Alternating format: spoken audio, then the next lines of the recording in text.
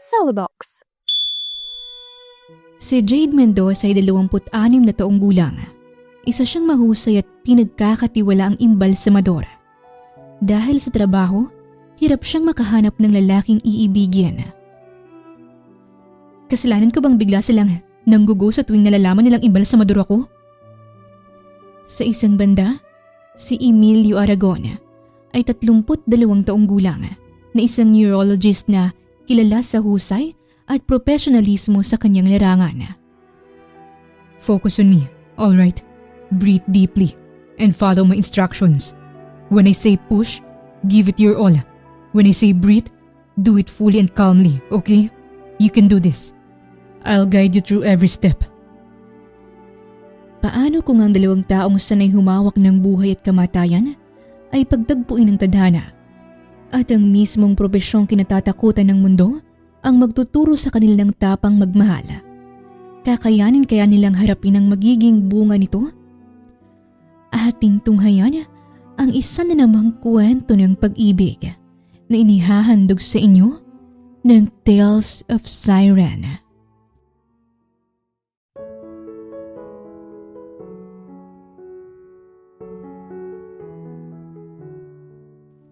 Ayan! Laban na ang face card mo. Konting blush on na lang para hindi ka magmukhang may galit sa mundo. Wika ni Jade habang dahan-dahang hinahaplos ng makeup brush ang pisngi ng kanyang kliyente. Pero teka, siguro iniisip niyo na ang mini-makeup ni Jade ay bride, beauty queen, o di kaya naman ay artista. Well, nagkakamali kayo dyan. Si Jade Mendoza ay 26 na taong gulang. Isang mahusay at pinagkakatiwalaang imbalsamador. Lumaki siyang assistant ng kanyang ama sa maliit nilang funeral home na may pangalang Potato Corner. 15 anyos pa lang ay sanay na siya sa amoy ng formalin, sa katahimikan ng mga silid na puno ng pagdadalamhati, at sa bigat ng mga kwentong hindi na kailanman masasabi ng mga yumao. Doon siya nahubog at pinatatag ng panahon, habang unti-unting natututunan ng propesyon na hindi basta kayang yakapin ng karamihan. Hindi siya mataba at hindi rin payat. Katamtaman lang ang kanyang katawan at may sapat na kurba. Nasa 5'4" ang height. Makinis ang balat. Katamtaman lang ang tangos ng ilong. Ang mahaba niyang buhok ay kadalasang nakatali lamang sa simpleng ayos at ang mga mata niya ay malalim at mapagmasid. Nang pumanaw ang kanyang ama dahil sa sakit, si Jade na lamang ang naiwan upang patakbuhin ang Potato Corner. Mag-isang walang sandigan kundi ang sarili. Samantala simula pa lang nung 5 taong gulang siya, ang kanyang ina ay may iba ng pamilya at tuloy nang nawala ng pakialam sa kanya. Dahil dito, natutunan ni Jade na tumayo sa sariling mga paa.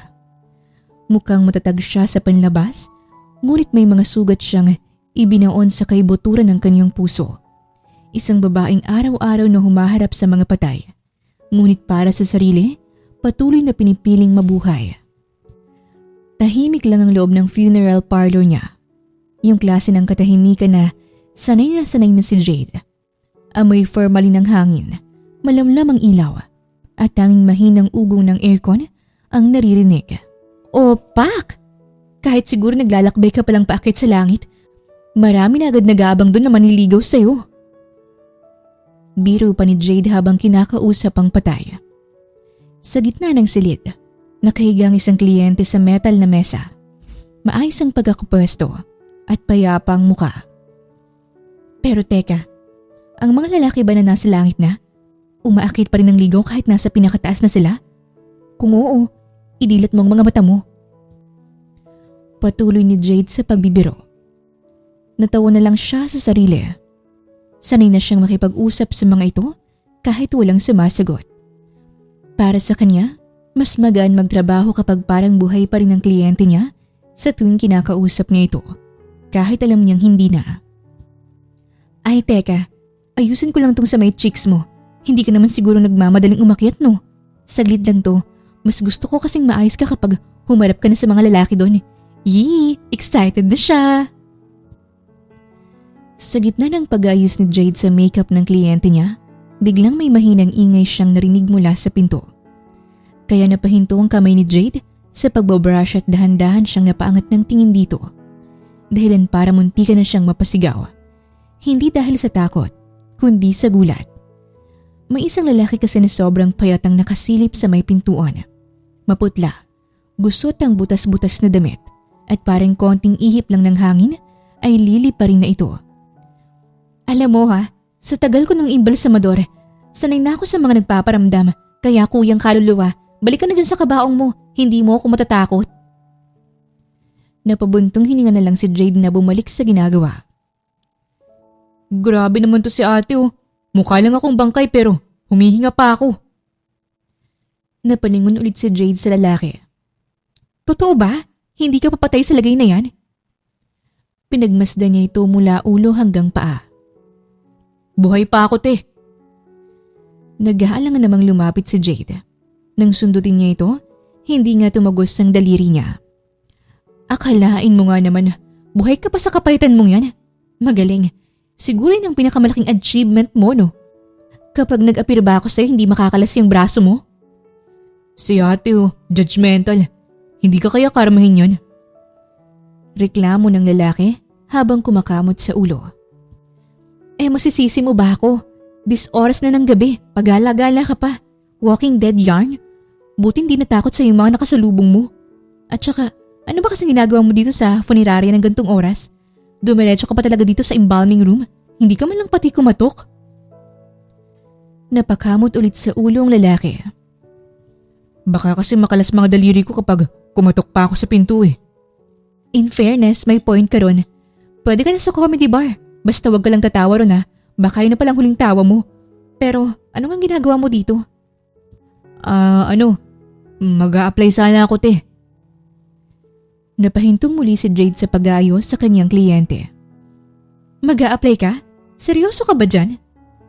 Oo naman te, kahit assistant mo lang kung may bakante. Napatingin ulit si Jade sa katawan nito. Mula sa butot balat nitong katawan, matutulis na balikat na litaw hanggang sa braso nito na parang walis tingting. Ako lang mag-isa dito, pero kahit na may bakante hindi kita kukunin.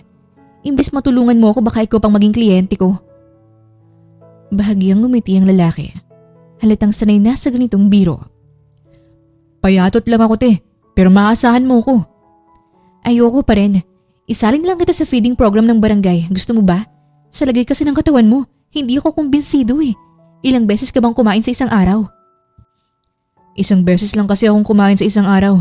Kung sinuswerte naman, minsan 2 beses. Napatitig si Jay dito nang mapansin niyang biglang pagkalungkot sa tono ng boses nito.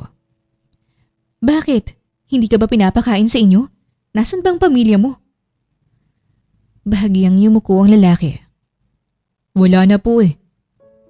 Saglit na katahimikan ang pumagitna sa kanila. May kung ano namang pumitik sa dibdib niya. Itinakwil na ako ng mga magulang ko. 3 taon na. Itinakwil ka? Bakit? Drug addict ko ako dati. Paano hindi ka itataboy kung drug addict ka naman pala? Hindi mo naman pala sila masisisi. Di saan ka nakatira ngayon? Palaboy na ako simula nun. Pero nagbago na ako. Pinagsisihan ko na rin ang nagawa ko. Kaya gusto ko na talagang ayusin ang buhay ko. Tumingin ito sa kanya ng diretso. Pansin ang pagmamakaawa sa mukha nito. Hindi naman agad nakapagsalita si Jade. Ibinaba niya ang brush at hinugasan ng kamay sa lababo. Alam mo, hindi ako perpektong tao. Mag-isa na lang rin ako sa buhay.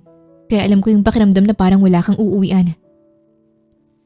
Humarap siya rito habang sinasabi yon. Nagtaas naman ang tingin ng lalaki sa kanya. Naniniwala ako na lahat ay may karapatang magbago. Basta sincere. Basta handa talagang magbago ng buong puso. Handa na talaga ako magbago. Kung pwede ko nga lang ibalik ang panahon. Hindi ko napapasukin ng pagdodroga. Kaya tama talaga yung kasabihan na nasa huli ang pagsisisi. Napatango naman si Jade kahit medyo nag-aalangan. Kakayanin mo pa bang magbuhat ng kabaong? Kakayanin ho. Kaya mo rin bang makipag-usap sa patay na hindi sila yung natatakot sa'yo? Si ate talaga oh, lakas mang trip. Napatawa si Jade. Ba't dito mo napiling magtrabaho? May background ka ba sa funeral services? Oho, funeral home din ang business ng pamilya ko. Ang ibig kong sabihin, ng dating pamilya ko. Sa tuwing babanggitin nito ang tungkol sa pamilya, ramdam ni Jade na may kirot pa rin ito sa puso ng lalaki. Napabuntong hininga na lang si Jade bago nagsalita. Sige, okay na. Nanlaki ang mga mata ng lalaki. Anong ibig niyong sabihin? Pumapayag na ako na kunin kita bilang assistant ko. Talaga ho? Ulit-ulit? Gusto mo ng patunay? Halika rito, tutusukan kita ng formalin. Wag naman te. Pareho silang natawa. Pero may kondisyon ako. Teka, ano muna ang itatawag ko sa'yo? Kahit Onyok na lang. O sige Onyok, basta ang kondisyon ko sa'yo, kailangan kakain ka ng marami araw-araw para magkalaman ka kahit papano. Huwag kang mag-alala, akong bahala sa pagkain mo. Napatawa si Onyok. Tila mas natuwa pa ito sa narinig. Wala akong problema boss. Miss Jade na lang, hindi mo na kailangan lagyan ng boss. Maraming salamat talaga sa pagtanggap sa akin, kahit alam kong nag-aalangan ka. Wala yun, basta ang akin lang, magpataba ka. Tumango si Onyok at bigla itong napaisip. Nga pala, bakit patay to corner ang pangalan nitong funeraria mo? Mahilig ka siguro sa french fries no? Natawa si Jade. Aba, tinanggap na nga kita, chismoso ka pa. Biro lang. Pero alam mo kasi, nung nabubuhay pang Itay, maloko talaga yun. Kaya hindi na ako nagtaka kung bakit gantong pinangalan niya. Napangiti si Jade habang sinasariwa sa isip ang alaala ng kaniyang ama. Kung ikaw ang masusunod, anong ipapangalan mo dito? Sandaling napaisip si Jade. Siguro, sana all sa ataol. O di kaya, funeral ko, tapos ang tagline, liliwanag ang patay mo. O di ba? Pwede ring 3-in-1 coffin mix. Mas pinakremate. Tawa sila ng tawa dahil sa kanilang mga naiisip na kalokohang pangalan. Eto pa, pwede ring samgyup sa lamay. O kaya kung gusto mong bumalik sa pandemic, pwede ring COVID-19. Lalo silang napatawa. Nang makipag-apir pa dito si Jade, medyo napalakas yun kaya medyo napaatras si Onyok. Ay sorry, nagpapatawa ka kasi. Ayan tuloy, muntikan ka pang mabuwal.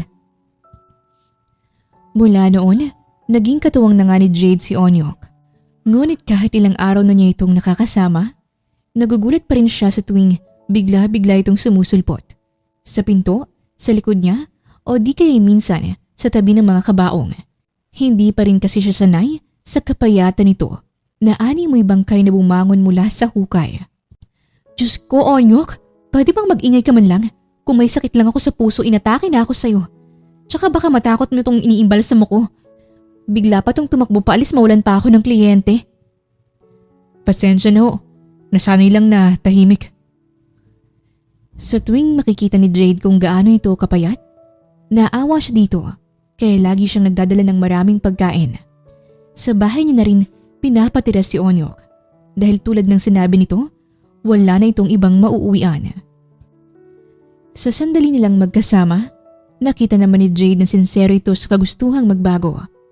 May taglay din itong kabutihan sa kabila ng nakaraan nito, kaya hindi nahirapan si Jade na pagkatiwalaan ito.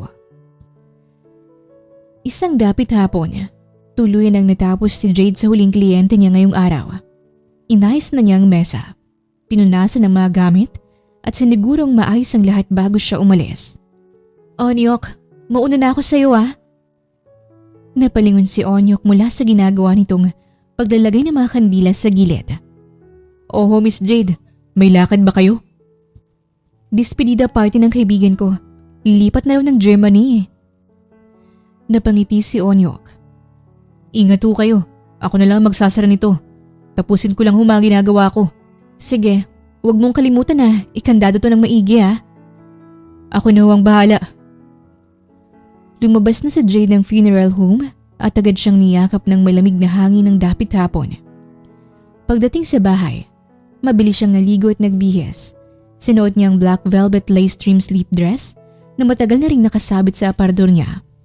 Masyado itong sexy, pero itong napili niyang suotin dahil regalo din ito sa kanya ng kaibigan niyang si Eloisa na siyang may pa-farewell party. Hindi na siya naiilang sa gantong mga kasuotan. Madalas siyang ayain ng kaibigan sa bar, kaya nasaring na siya. At kahit hindi siya pagpalain sa love life, hindi naman niya hinahayang maging boring ang buhay niya, kaya paminsan-minsan ay pumaparty siya. Pagdating niya sa bar, agad siyang sinalubong ng malakas na tugtog. Ilaw na palipat-lipat ng kulay at tawanan ng mga taong halatang sabik sa selebrasyon. Jade! Agad siyang niyakap ng kaibigang si Eloisa pagkakita pa lang sa kanya. Suot nito ang matingkad na pulang dress at may hawak ng cocktail. Hoy! Congratulations, Mrs. Ano nga apelyido ng fiancé mo? It's Schwarzenegger. Ano? Tain ang apelyido ng asawa mo. Mas OA pa sa OA. O sige, Mrs. Germany na lang. Mahinang napatawa ang kaniyang kaibigan. Di pa ako kasal, uy. Doon din yan pupunta. Dadalhin ka ba nun sa Germany kung hindi? Oo na. Tara, doon na tayo magtsikahan sa table natin. Tumawa silang dalawa at hinila na siya ni Eloisa. Mamimiss ko kayo kapag umalis na kami. Lalo ka na. Ako rin. Sino lang ang kasama ko magpa-party? Ikaw kasi ang tagal-tagal mo ng single hindi ka pa rin nakakahanap ng dawan. Napairap si Jade. Kasalanan ko bang bigla silang nanggugo sa tuwing malalaman nilang imbalsamador ako? Baka kasi natatakot na kapag nag-away kayo, tusukan lang bigla ng formalin. Hindi talaga malabong gawin ko yon kapag nalaman kong nagloko ang magiging shota ko. Muli silang nagtawanan at mas malakas na yon. Ilang sandali pa silang nag-usap tungkol sa mga bagay-bagay bago humupang tugtog at tumayo si Eloisa para magbigay ng maikling speech. Maraming salamat sa inyo sa pagdalo sa farewell party ko. Alam nyo, mamiss ko ang Pilipinas. Ganon din ang pamilya ko. Kayo rin syempre.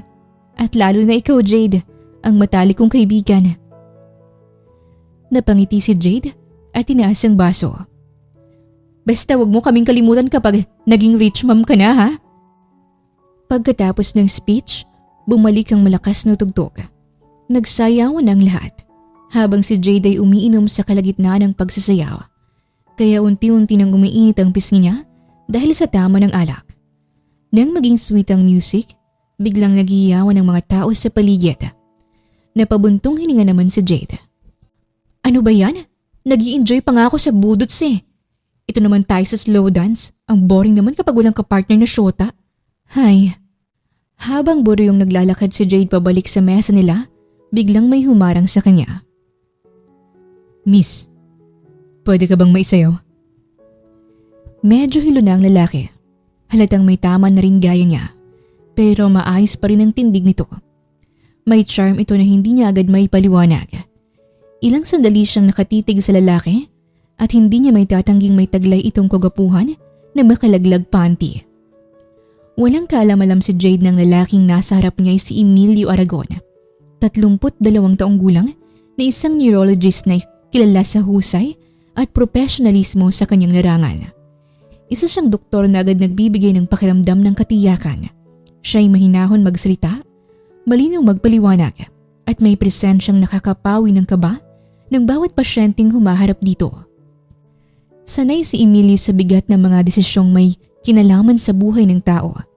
Kahit bawat kilos at salita nito'y puno ng pag-iingat.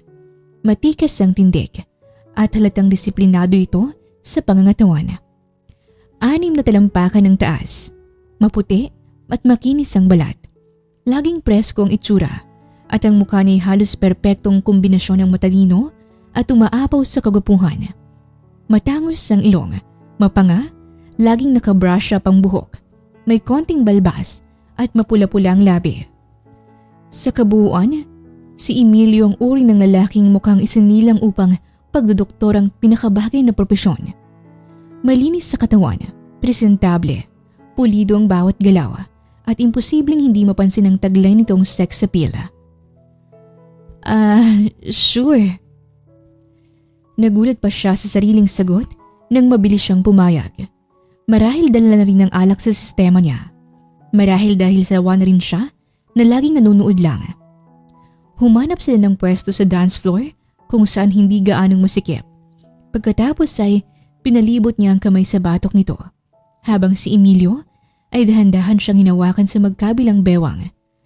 Habang tumatagal sila sa mabagal na pagsasayaw, mas palapit ng palapit ang kanilang mga katawan sa isa't isa. What's your name? Jade. Your name is beautiful, like something rare, meant to be treasured.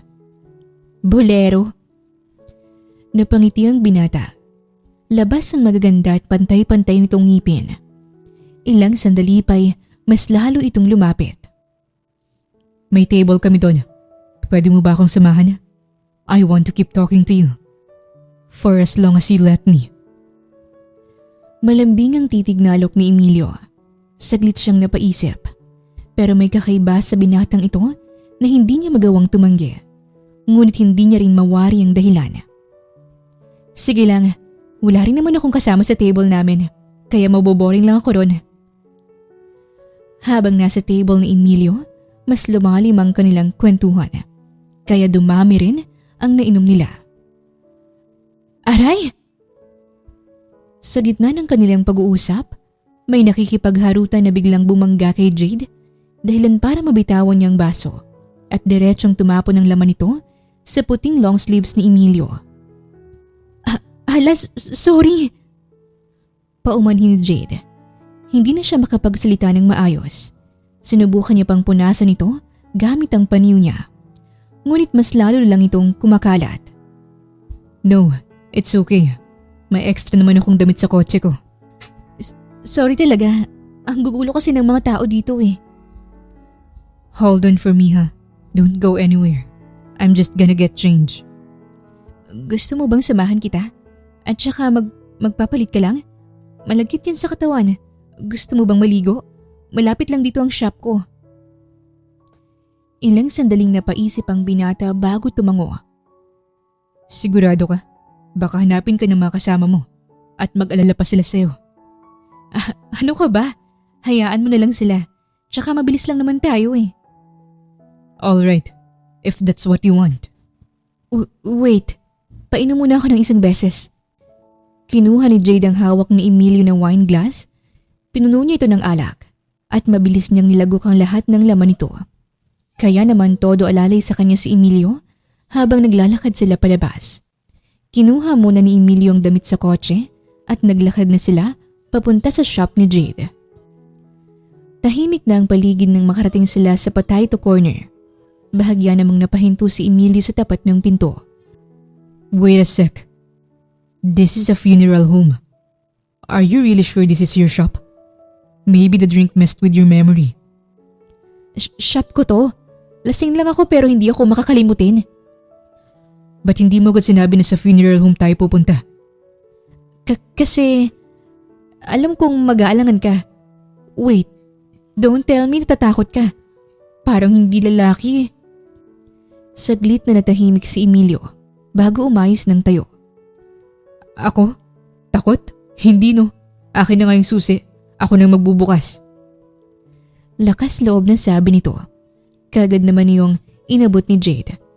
Habang binubuksan ni Emilio ang pinto, napapasulya pa ito sa pangalan ng shop at bahagyang napangiwi. Potato Corner? Weird name. Bulong nito sa sarili. Pagkabukas ng pinto, pumasok na sila sa loob. Madilim, pero hindi nakakatakot para kay Jade. Habang si Emilio ay nagtaasan ng balahibo.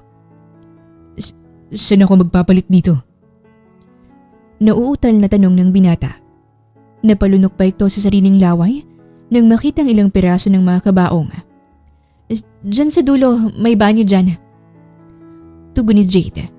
Hindi pa rin makapagsalita ng diretso. Pwede mo ba akong samahan? Ha? Samahan saan? Sa loob ng banyo? Oo. Sira ka ba?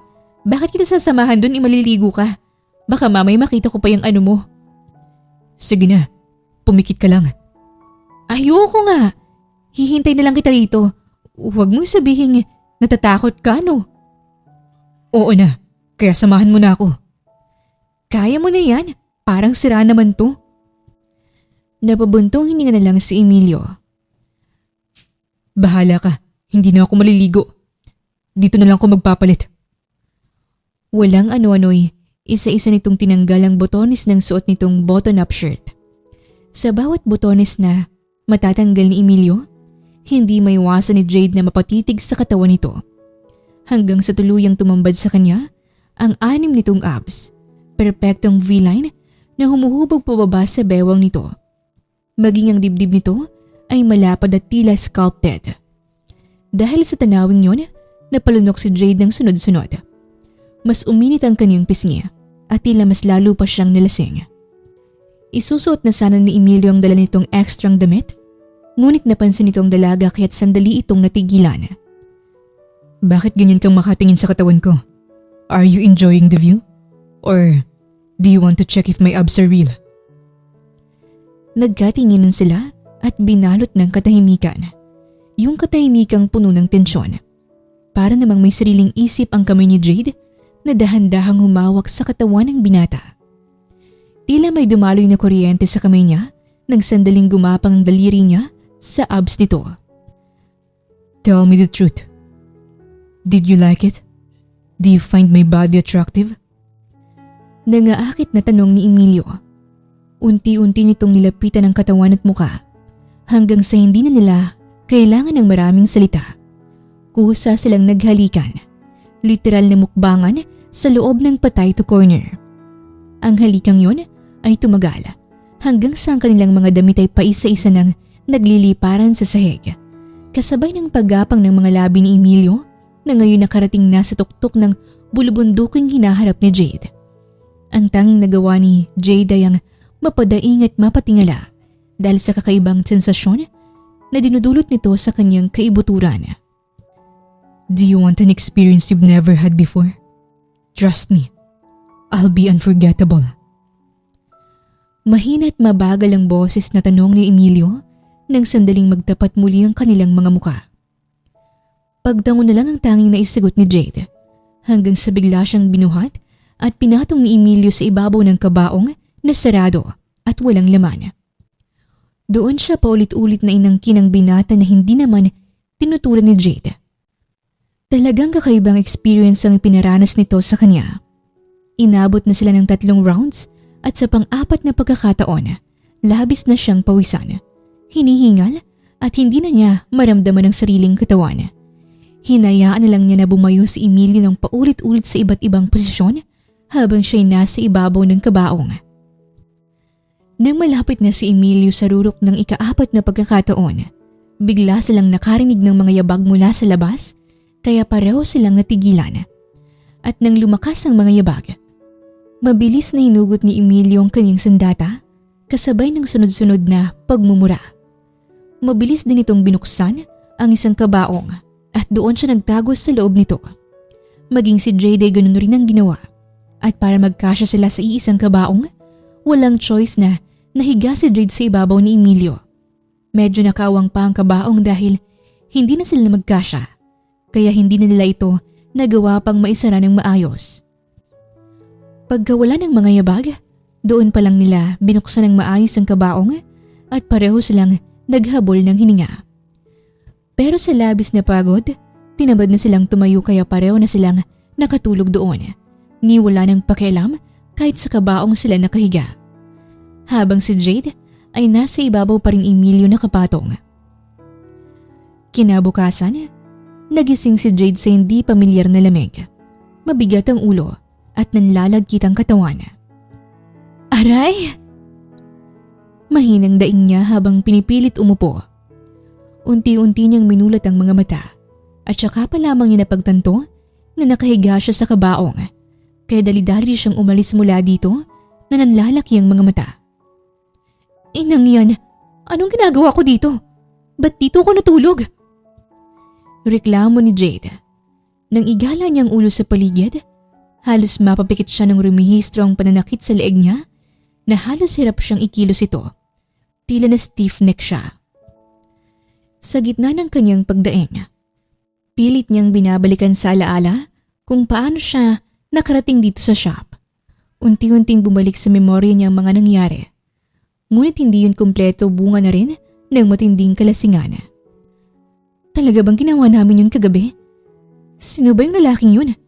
Kainis naman. Ba't hindi ko man lang matanda ng mukha at pangalan niya? Napatingin siya sa paligid. Wala na kahit anong bakas ng lalaki rito. Hindi magulo ang paligid. Maging ang pinto ng funeral home ay maayos na nakasara. Para bang walang nangyari dito na kahit na ano kagabi. Hi Jade, ang galing mo talaga. Pumayag ka lang na ihit and run ka ng kung sino mang lalaking yun. Gaga ka talaga kahit kailan. Lumipas ang mga araw, maging ang mga linggo. Bumalik na rin sa normal ang lahat. Yun ang pilit na pinaniwala ni Jade sa sarili. Abala siya sa trabaho, sa mga kliyente, sa pagsuporta kay Onyok, at hindi na inisip ang lalaking umangkin sa kanya ng gabing yon. Pero isang umaga, habang nag-aayos si Jade ng gamit bago pumunta sa potato corner, bigla siyang napatigil ng makaramdam ng pagkahilo. Napaupo siya sa gilid ng kama at napasapo sa noo. Akala ni Jade na bigla lang siya sa pagtayo kaya't kinibit-balikat na lang niya ito at normal na pumasok sa trabaho. Ngunit sa mga araw na lumilipas, iba't ibang sintomas ang nararanasan niya. Kabilang dito ang madalas na pagkahilo, pananakit ng ulo at biglang pagsusuka tuwing umaga. Mga sandaling nanlalanta siya, kaya kahit sapat naman ang pahinga at ang mga amoy na dati wala lang sa kanya, ngayon ay masyado siyang sensitibo at agad napapaduwal. Pilit niyang kinukumbinsi ang sarili na dahil lang ito sa pagod at stress sa trabaho, hanggang sa mapagtanto niya na ilang linggo na siyang hindi dinadatnan. At isang araw, natagpo na lamang ni Jade ang sarili na nakatayo sa loob ng banyo at hawak ang isang pregnancy test. Ilang minuto siyang nakatayo lang doon, nag-aalangan kung gagawin niya ba ito. Ngunit para matapos ng pag-iisip niya, napagdesisyon na lang niyang gawin ito. Buntis ako?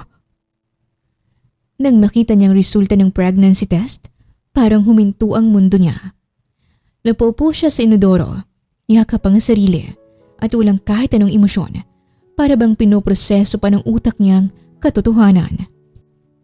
Ibig sabihin, nabuntis ako ng lalaking yun? Pero paano? Paano ako nito? Lumipas pang mga araw. Ngunit kahit anino ng lalaking bumuntis sa kanya ay hindi nagpakita. Kaya ganoon lang ang galit ni Jade sa lalaking yon dahil tinakasan nito ang responsibilidad sa kanya at sa magiging anak nila. Ngunit wala siyang masisisi kundi ang sarili dahil hinayaan niyang isuko ang sarili sa estrangherong yon at wala rin siyang ibang nagawa kundi tanggapin ang kaniyang kapalaran. Maging ang namumuong bata sa kanyang sinapupunan na bunga ng kanyang hindi pag-iingat.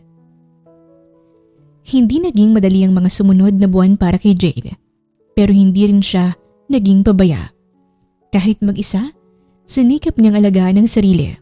Maagang natutulog, umiiwas sa pagbubuhat ng mabibigat, kumakain ng wastong pagkain sa tamang oras, nagtitake ng angkop na gamot at vitamins, at sumusunod sa payo ng doktor.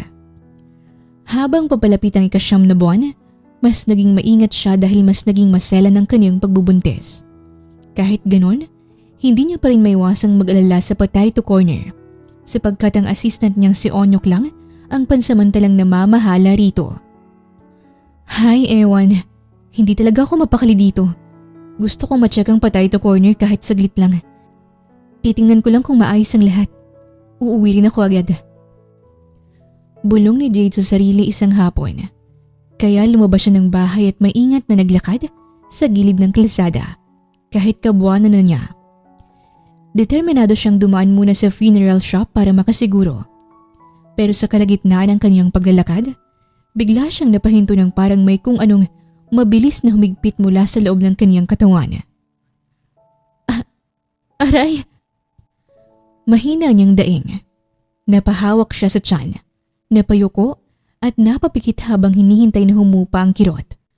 Pakiramdam niya ay parang pinipilipit ang puso niya, dahan-dahan sa umpisa at saka unti-unting lumalala. Napahinga siya ng sunod-sunod at malalim. Ngunit bago pa tuluyang mawala ang sakit, may kakaibang sensasyong sumunod.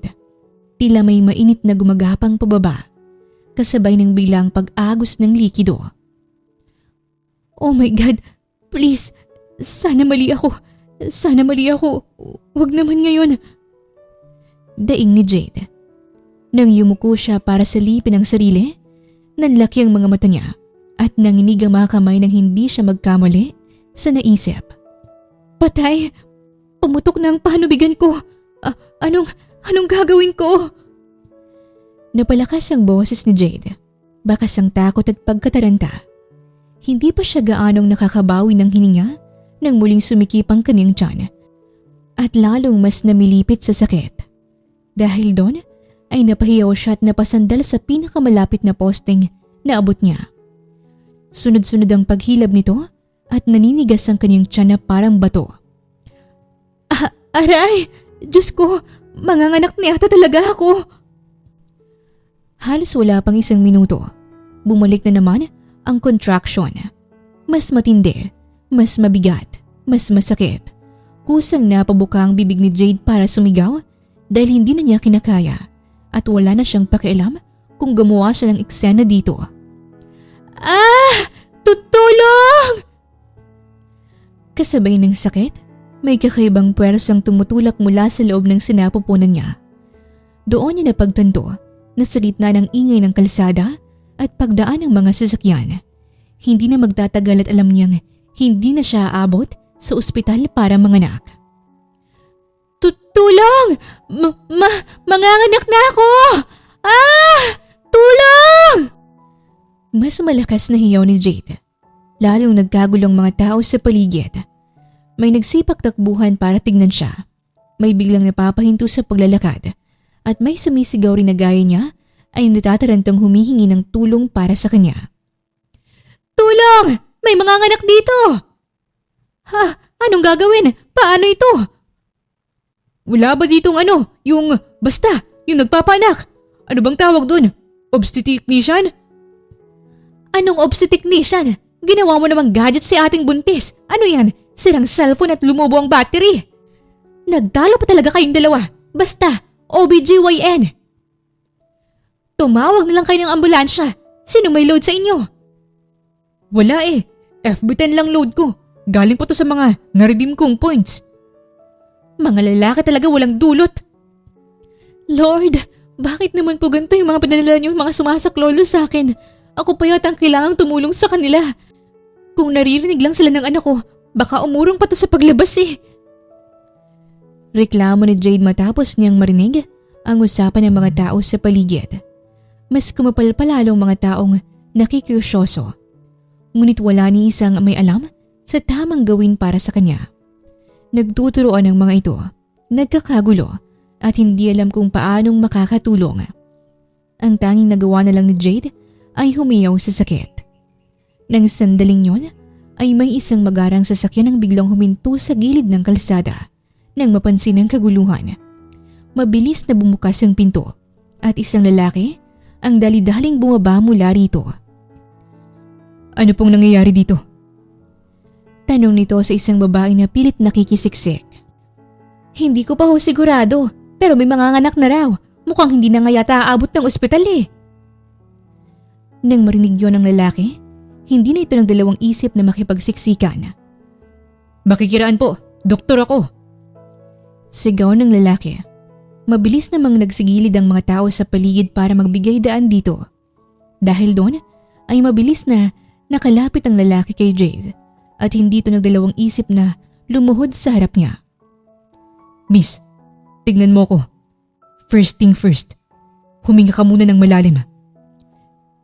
Teka, alam mo bang tamang gawin? Pag-aalala ni Jade. Nang magkatinginan sila sa mga mata, agad siyang nakilala ng lalaki. Dahilan para manlaki ang mga mata nito sa gulat at muling bumalik sa alaala nito ang nangyari sa kanila ng gabing yun sa Potato Corner. 10 buwan nang nakakalipas. Tama, ang lalaking ito ay si Emilio, ang naka-one night stand ni Jade noon. Ang lalaking kinaiinisan niya dahil matapos siyang buntisin ay basta na lang tinakasan ng responsibilidad. Pero si Jade ay walang ka-idea ngayon at hindi niya ito mamukaan. Gusto man siyang makausap ni Emilio tungkol sa kanilang nakaraan, ngunit isinantabi muna ito ng binata. At alam nito kung kailan dapat maging professional. Hoy, Ano ka ba? Ano bang alam mo? Muling tanong ni Jade dahil nanatili lang itong nakaluhod sa harap niya. Sorry, I'm just calculating things. Pero isa akong imbalsamador. Ano? Parang hihimatayin si Jade sa narinig. Naghalo-halo kasi sa isipan ni Emilio ang mga tanong at mga gustong sabihin kaya nagkamali ito sa nabanggit. Lord, ano ba naman tong isa na to? Hindi ko alam kung pinaglolo ko na lang ako ng mundo o sugo to ng dyablo. Bulong ni Jade sa sarili bago muling hinarap ang lalaki. Aray ko! Pwede ba? Umalis ka dyan sa harap ko. Dagdag ka pa sa problema ko eh. Kita mong manganganak yung tao. Lalapit ka dito kahit alam mong imbalsamador ka. Anong gagawin mo sa akin? Papasukan mo ako ng bulak? Tutusukan ng formalin? Aray! Nararamdaman ko na siya. Lalabas na ang anak ko! Ayan, ang daldal mo kasi. Nagkamali lang ako, okay? Doktor talaga ako. Pero, neurologist nga lang ako. Tingnan mo yan. Iba naman palang specialization mo eh. Aray! Oh my God! Kung gusto mo talaga akong tulungan, pwede bang tumawag ka na lang ng kakilala mong OB-GYN? Kahit neurologist ako, may alam ako sa gantong emergency cases. Bago ako nag-specialize, dumaan ako sa ER rotation, OB ward. At may ilan akong experience sa pag-volunteer na magpaanak sa probinsya. At higit sa lahat, may kapatid akong midwife. Pero lalaki ka pa rin. Nakakahiya. Napatawang binata. Ano bang winuworry mo? Na makita ko yung ano mo. FYI. Sanay na akong makakita ng ganyan. Iba't ibang itsura pa nga eh. May maluwag, may masikip, may maitim. May mapula-pula, may mabuhok, may kalbo, may sariwa pa, may pabulok na, meron ding. Oo na. Dinescribe pa talaga. Pwede bang paanakin mo na lang ako? Hindi ko na talaga kaya. Aray! Pansin ang hiya sa mukha ni Jade matapos mamula ng sobrang pisngi niya. Pero wala na siyang choice sa kabila ng takot, pangamba at hiya. Dahil hindi na talaga niya kakayanin pang patagalin ang paglabas ng sanggol. Papayag rin naman pala. Hay. Pinalayo muna ni Emilio ang mga tao sa paligid para hindi masuffocate si Jade. Pagkatapos ay hinubad nito ang suot na coat para gawing panakip sa pribadong parte ng katawan niya. Ipinahiga rin ito ng maayos si Jade sa malinis na karton na may tumulong maglatag. Focus on me. All right. Breathe deeply and follow my instructions. When I say push, give it your all. When I say breathe, do it fully and calmly, okay? Kaya mo yan. Makinig ka lang sa akin. Tanging pagtango na lang ang nagawa ni Jade. Naniwala na lang siya sa mga salitang binitawan ng binata sa kabila ng kanyang pag-aalinlangan. Lumipas ang mga minuto na parang ilang oras na katagal para kay Jade. Pinagtitinginan sila ng mga tao. Pero si Jade ay nakatuon lang kay Emilio. Pagkalipas lamang ng ilang sandali, matagumpay na nailabas ni Emilio ang malusog na anak ni Jade. Napaluhan na lang si Jade nang marinig niya ang unang pag-iyak ng sanggol. Ilang sandali pa dumating ng ambulansya. Maingat nilang inilipat si Jade at ang sanggol dito. Ayon kay Emilio, kahit successful na sa panganganak, ay kailangan pa rin siyang dalhin sa ospital para masigurong ligtas ang kalagayan nilang mag-ina at agad na maagapan kung sakaling may komplikasyong lalabas matapos ang panganak. Bago bumaba si Emilio ng ambulansya para tumungo sa sariling sasakyan, saglit siyang humarap kay Jade. Magpahinga ka muna. You did great. Hindi na nakasagot si Jade. Pagod na siya matapos manganak. Pero sa huling sandaling iminulat niyang mga mata, bago tuluyang makatulog, nag-iwan siya ng tipid na ngiti. Ngiti na puno ng pasasalamat sa binata.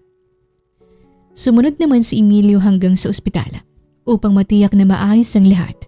At sa ospital din kung saan siya nagtatrabaho, dadalhin ng mag-ina. 24 na oras nang lumipas mula ng mga anak si Jade. Sa ngayon, ay nananatili pa rin siya sa ospital upang mas makapagpahinga pa siya ng maigi. Nang sandaling ito, ay nakahiga siya sa kama. Bahagyang nakatagilid habang pinagmamasdan ng munting nilalang na mahimbing na natutulog sa bassinet sa tabi niya. Kung noon, pinagsisisihan ko na Basta lang ako nagpabuntis sa lalaking hindi ko kilala. Pero ngayon nandyan ka na, lahat ng pagsisising yun ay nawala na. Bulong ni Jade sa sarili habang kinakausap ang anak. Kahit nakangiti siya ay tumutulo ang kanyang luha. Hindi dahil sa lungkot, kundi sa saya at pasasalamat na ibinigay sa kanyang munting biyaya na ito. Bahagyang hinawakan ni Jade ang maliit na palad ng sanggol at marahan itong hinihimas. Anak ko, pangako ko sa'yo. Mag-isa man ako magpapalaki sa'yo. Ipaparamdam ko naman ang pagmamahal ng isang ina't ama. Hindi ko hahayaang maramdaman mong may kulang.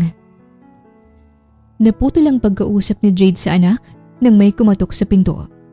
Akala niya attending obstetrician o mga nurse lang ito kahit hinintay na lang niyang pumasok. Ngunit nang dahan-dahang bumukas ang pinto, ang doktor na nagpaanak sa kanya sa tabing kalsada na si Emilio Palayon. Maayos ang dating nito. Nakasuot ng isang malinis na puting coat na sakto ang bagsak sa kanyang balikat. Bahagyang bukas sa harap upang ipakita ang planchadong light blue na long sleeve polo sa loob. Nakaslaks itong itim na akmang-akma sa tindig nito at maayos ang pagkakabrush up ng buhok na may naiwan na ilang hipla sa may noo na tila lalong dumagdag sa kagupuhan nitong taglay. Pwede bang pumasok? Oo, pasok ka. Maingat na isinara ni Emilio ang pinto at lumapit.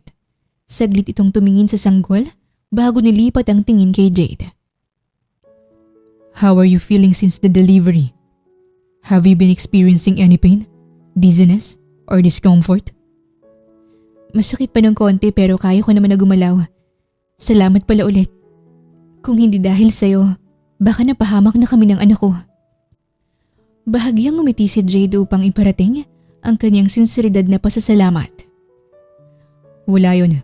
Ginawa ko lang ang trabaho ko bilang doktor. Dito ka rin ba sa ospital na to nagtatrabaho? Tanong niya pa upang ibsan ang pagkailang. Yes, I've been working here for over 3 years. Tumango na lang si Jade dahil hindi na niya alam ang sasabihin. Sabay iwas ng tingin dahil pa rin sa pagkailang. Iniisip niya pa lang kasi na itong nagpaanak sa kanya, gugustuhin na lang niyang magpalamon sa lupa. Hindi niya na rin may paliwanag kung bakit may kakaiba siyang nararamdaman sa lalaking ito na para bang meron silang connection kahit hindi niya ito kilala. Hindi mo ba talaga ako nakikilala? Biglang tanong ni Emilio na ikinabigla ni Jade dahil tila nababasa nito ang nasa isip niya. Dahilan para muli siyang mapabaling dito. Hindi. Bakit mo natanong? Nagkita na ba tayo noon na hindi ko lang matandaan? Hindi lang tayo basta nagkita noon, Jade. Mas malalim pa doon. Tugon ni Emilio sabay turo sa bata. Itong bata, anak ba nating dalawa to? Parang may biglang sumabog sa loob ng dibdib ni Jade dahil sa kanyang narinig. Nanlaki pa ang mga mata niya at biglang napaupo kahit ramdam pa ang kirot sa katawan. Ha? Anak ko bang batang yan? Teka, anong sinasabi mo? Bakit mo ko tinatanong ng ganyan? Hindi nga kita kilala. Ni pangalan mo hindi ko alam. Jade, ako yung naka-one night stand mo nun. Emilio Aragon. Parang huminto ang oras ni Jade sa narinig. Kumibot ang labi niya at hindi magawang makapagsalita agad. Sa bar tayo unang nagkakilala. Sa farewell party ni Eloisa. Then after, dinala mo ko sa Potato Corner at may nangyari sa atin. Nanlamig ang buong katawan ni Jade. Para siyang binuhusan ng tubig na nagyayelo. Hindi niya akalain ng lalaking nagpaanak sa kanya ay ang mismong ama ng bata. Ilang sandaling natahimik si Jade. Mahigpit na ikinuyom niya ang kamao sa ilalim ng kumot bago sunod-sunod na umiling. Hindi. Para sagutin ko ang tanong mo, hindi kang tatay ng anak ko. Mariing sabi ni Jade ngunit hindi niya maiwasang mautal. Hanggang ngayon, sariwa pa rin ang galit niya kay Emilio matapos nitong takbuhan ang responsibilidad At matapos niyang maghirap ng 9 na buwan na mag-isa. Ano ko to sa ibang lalaki? Ang totoo niyan, pauwi na siya galing sa Canada. Hindi mo pwedeng ilihim sa akin ang totoo, Jade. Alam kong anak natin yan. Hindi nga sa'yo to. Ano ko to sa... Nagpa-rush ako ng DNA paternity test sa isang private specialized lab. In fact, I already have the results and the DNA test confirms a 99.99% probability that I am the baby's biological father. Giit ni Emilio sabay abot sa kanya ng isang pirasong papel galing sa hawak nitong charts. Napayuko na lang si Jade habang binabasang nakasulat sa papel. Nakumpirma niya na nagsasabi nga ito ng totoo. Tinanong lang kita ngayon kasi gusto ko namang galing mismo sa iyo ang totoo. Pero wala ka talagang balak na aminin yun sa akin, hindi ba? Oo, anak nga natin to.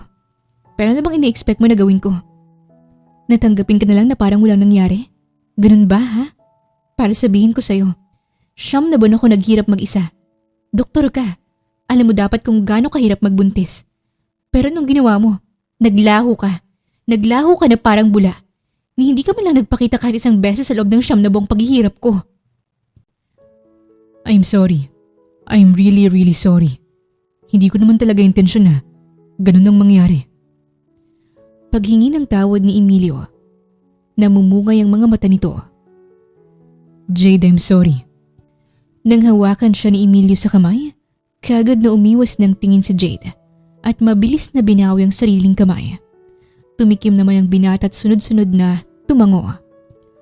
Alright, magpahinga ka muna at bumawi ng lakas. Mag-usap na lang ulit tayo. Pero gusto ko malaman mo na handa akong bumawi. Handa akong panagutan ng responsibilidad ko sa inyo ng anak natin.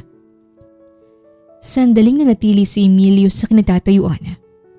Ngunit nang hindi pa rin lumingon at magsalita si Jade, tahimik na itong lumabas mula sa kwarto para hayaan siyang magpahinga muna. Nang marinig ni Jade na tuluyan ng sumara ang pinto, saka pa lang siya dito napatingin habang ang mga luha niya ay patuloy na tumutulo. Gustuhin niya mang lumaki ang anak na may kumpletong mga magulang, pero ganoon na lang kalaki ang galit niya kay Emilio. Kinabukasan, walang pinagbago na abalang-abala pa rin ang ospital, habang si Jade ay nasa loob ng kwarto, kasalukuyang mainit na binibihisan ng kanyang sanggol. Nakangiti siya habang pinagmamasdan ng maliit na mukha nito na mahimbing pa rin ang tulog. Ayan, sa wakas makakauwi na rin tayo, baby ko. Mahinang bulong ni Jade matapos itong bihisan. Kasunod nun ay biglang may kumatok at tumamba doon ang isang nurse. Miss Jade, ready na po ang discharge papers nyo. Sige, salamat po. Matapos ang ilang pirma at paalala, inalalayan siya ng nurse at sinamahan palabas ng ospital. May bitbit si Jade na isang bag habang maingat niyang karga ang sanggol. Pagdating nila sa labas, kagad siyang pumara ng taxi. Kuya, sa phase 2 lang ng Ildefonso lang po. Kakabukas pa lang ng driver sa pinto ng taxi nito nang biglang humarang sa harapan nila si Emilio. May kailangan ka ba? Giit ni Jade na nanlalaki ang mga mata nang makita si Emilio. Why didn't you tell me you were being discharged today? You should have informed me. I need to make sure you and the baby are cleared, stable, and properly prepared before leaving. Kung makareklamo ka naman na para bang tumakas kami at hindi nagbayad ng hospital bill, huwag kang mag-alala. Cleared na kami. Still, you should have told me so I could have been there to make sure you're not struggling. Para saan pa? Hindi na kita kailangan sabihan na kaya ko nga sa loob ng 9 months na walang ibang tumutulong. Ngayon pa kaya?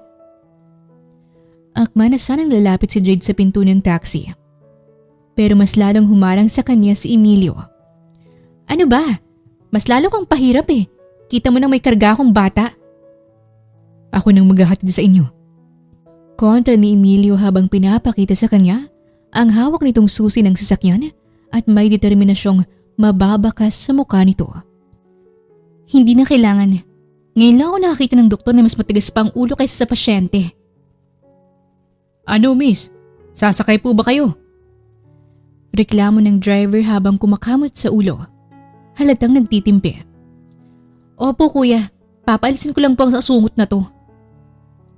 Tugon ni Jade sabay irap kay Emilio. Asungot? Pwede bang umalis ka na dyan? Ngalay na ako. Ahawa na lang oh. Hindi pinansin ni Emilio ang sinabi niya. Bagkus ay humarap ito sa driver. Kuya, ako na lang po maghahatid sa mag-ina ko. Pasensya na po kayo kay misis. Kinulang lang sa lambing kaya tinutoyo. Ani Emilio. Lalong nainis si Jade nang mapansin ang nunokso nitong pagngiti. Tinutoyo mo mukha mo. Hindi kuya, huwag kang maniwala dyan. Hindi ko yung asawa. O eto kuya, sa inyo na po yan. Pasensya na po sa abala. Iniabot ni Emilio sa driver ang 2,000 piso. Napanganga naman ang driver dahil sa gulat. Dok, ang laki naman po nito. Sakto lang po yan. Basta umalis ka na kagad para hindi ko na yun bawiin.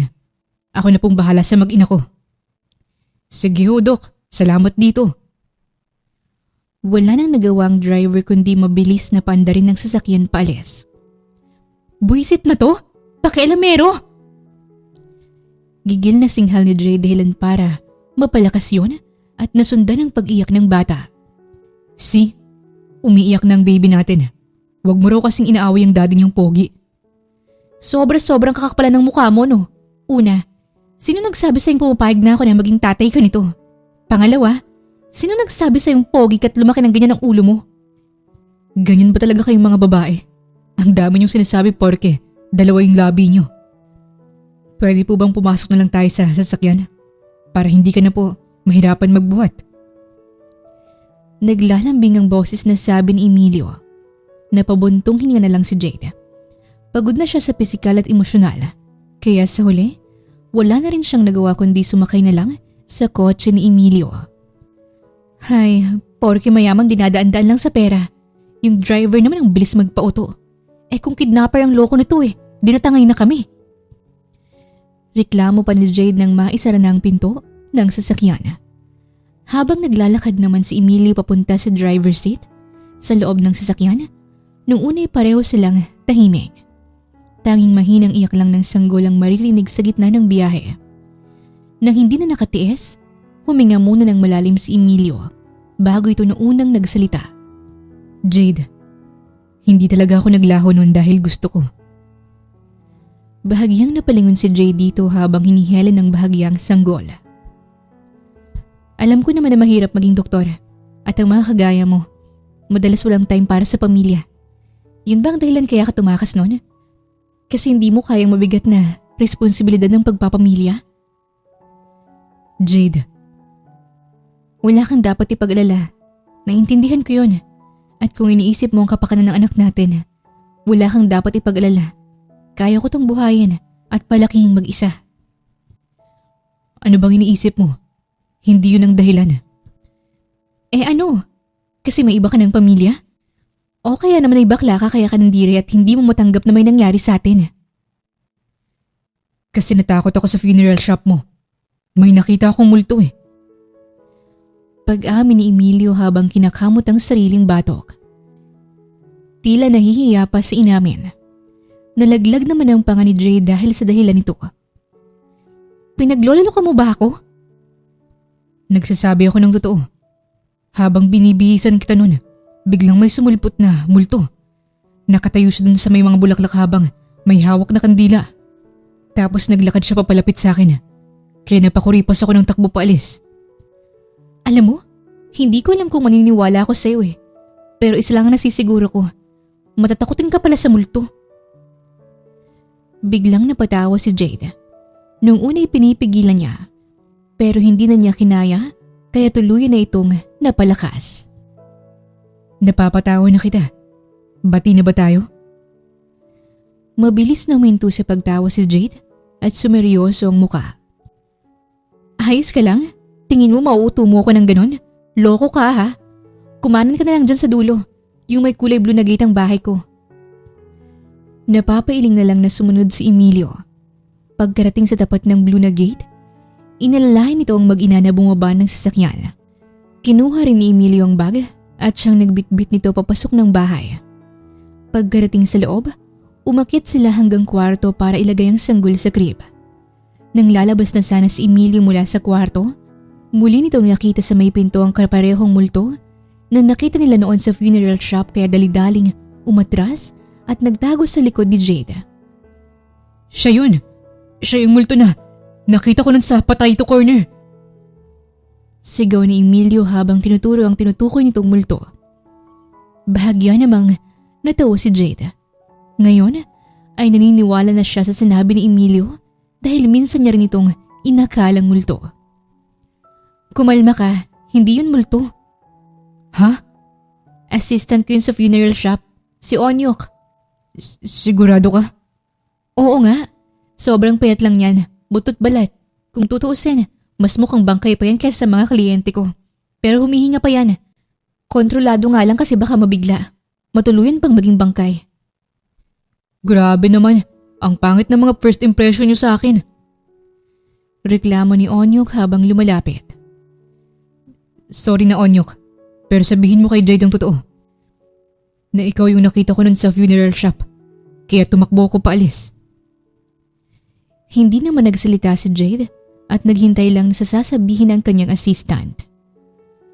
Oo, ako nga yun sir. So sobrang bilis mo ang tumakbo nun, naiwan mo pa yung brief mo. Yun nga ang brief na suot ko ngayon eh. Mamahalin kasi yung tatak kaya inangkin ko na. Oo nga pala, pagka-uwi ko nun sa bahay, tsaka ko lang na-realize na hindi pala ako nakapagsuot ng brief nun. Pero alam mo ba, dahil sa'yo, naligaw-ligaw ako nun kakatakbo. Hindi ko natuloy ulit nahanap yung funeral shop kaya hindi na ako nakabalik. I tried searching for it on online maps, but nothing was showing up. I don't even know why. Pasimpleng tumatawa si Jade nang lumingon sa kanya si Emilio. Mabilis siyang nagpatay-mali siya. Nang umayo siya ng tindig, diretso niyang tiningnan ang binata. Pwede ka nang bumalik sa ospital. Baka may mga pasyente ka pang naghihintay. Salamat sa paghatid. Tumangon naman si Emilio. Onyok, ikaw na munang bahala sa mag-ina ko ha. Hiling ni Emilio sa assistant pagkatapos ay nilapitan nito ang sanggol na nasa crib. Bye muna baby. Mag-work lang si daddy. Pakabait ka sa mami mo, okay? Nang mag-angat ng tingin si Emilio kay Jade, tumawa lang siya kahit bahagyang ngumiti na lang si Emilio bago tuluyang lumabas ng bahay. Siya palang tatay ng anak mo, Miss Jade? Tanong ni Onyok makalipas ang ilang sandali. Ikaw, kunwari ka pang walang alam.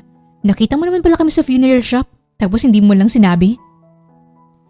Napakamot naman sa ulo si Onyok. Pasensya na po, miss. Baka kasi pagalitan niyo ako eh. Nako, ikaw talaga? Tinanggap niyo na po ba siya, miss? Napaiwas ng tingin si Jade habang iniisip ang tungkol doon. Sinusubukan ko nga siya kanina kung aalis ba talaga siya nung sinabi kong bumalik na siya sa ospital. Kita mo naman na hindi siya umangal, di ba? Oo, aaminin ko. Kanina, na-feel ko na masarap pala sa feeling kapag may katuwang ka sa pag-aalaga sa anak mo. Pero paano ko siya bibigyan ng chance kung hindi niya nga kaya maglaan ng matagal na oras para sa anak namin? Nasundan yun ang pagbuntong hininga ni Jade na tila dismaya. Sige na, ikaw na munang magluto ng gabihan natin ha. Papahinga lang muna ako sandali. Tumango na lang si Onyok. Hindi na ito sumagot pa at tahimik na lumabas ng kwarto. Maya-maya lang, bumalik si Onyok sa kwarto sa kalagitnaan ng pagsasayaw ni Jade upang patulugin ang sanggol. Miss, luto na po ang gabihan natin. Sige, ihanda mo na ang mesa. Sabay na tayong kumain. Patulugin ko lang to. Tugon ni Jade at ilang sandali lang ay binalik niya ang sanggol sa crib. Tiniyak muna niyang mahimbing na ang tulog nito bago siya bumaba sa kusina. Onyok, anong niluto mong Hindi nagawang tapusin ni Jade ang sasabihin at laking gulat niya nang makita si Emilio. Nakausap si Onyok. Natigil din ang dalawa sa pagtatawanan nang bigla siyang dumating. Nandyan ka na pala. Kain ka na dito. Aakit rin muna ako sa taas ha. Samahan ko lang dun si baby natin. Hindi na nakapagsalita si Jade, kaya tumuloy na si Emilio sa pag-akyat sa kwarto. Kanina pa ba'y nandito? Mahina ang boses na usisa ni Jade kay Onyok habang umuupo sa harap ng mesa. Mga 2 oras na rin, miss. Bakit hindi mo malang sinabi sa akin? Nakiusap si Doc na wag ko na raw sabihin sa inyo. Baka kasi paalisin niyo raw siya. Nga pala, siya rin na nagluto nitong kaldereta.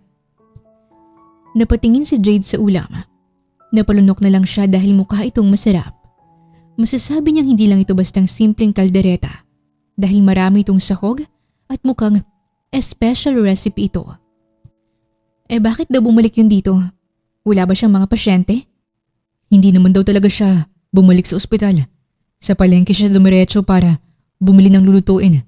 Pati mga prutas na rin. Ang totoo niyan, canceled na raw lahat talaga ng appointments niya umaga pa lang. Kasi balak niya raw maglaan ng oras sa inyong mag-ina. Kaso nung pagdating niya sa kwarto niyo sa ospital, na-discharge na pala kayo. Mabuti na nga lang daw po naabutan niya kayo sa labas. Sandaling natahimik si Jade. Napaisip siya sa ginawa ni Emilio. Hindi niya namalayang nakangiti na pala siya. Ngunit nang mapansin niyang nakatingin sa kanya si Onyok, dali-dali siyang sumeryoso ng mukha sabay tikim. Ba't ganyan kang makatingin? Kumain na nga tayo? Patay mali siyang tura ni Jade, sabay sandok ng kanin at ulam. Pasimple namang natawa si Onyok. Alam niyang lumalambot ng puso ng kaniyang amo kay Dr. Aragon. Samantala, unang subo pa lang ni Jade sa ulam, bigla siyang natigilan. Sure ka bang siya talagang nagluto nito? Oo, miss. Pinapanood ko siya mula umpisa habang niluluto niya yan. In fairness, masarap naman. Umakto si Jade na kunwari ay average lang, iyon para sa kanya. Kahit ang totoo ay sarap na sarap naman talaga siya sa kaldereta. Ang sarap no, miss. Hindi lang pala magaling na doktor si Doc Emilio. Masarap ding magluto. Pang-husband material talaga, no? Halatang panunukso ni Onyok at lalo pa nang kumindat ito sa kanya. Ewan ko sa'yo, Onyok. Kumain ka na nga lang dyan. Singhal ni Jade at nag-focus na siya sa pagkain.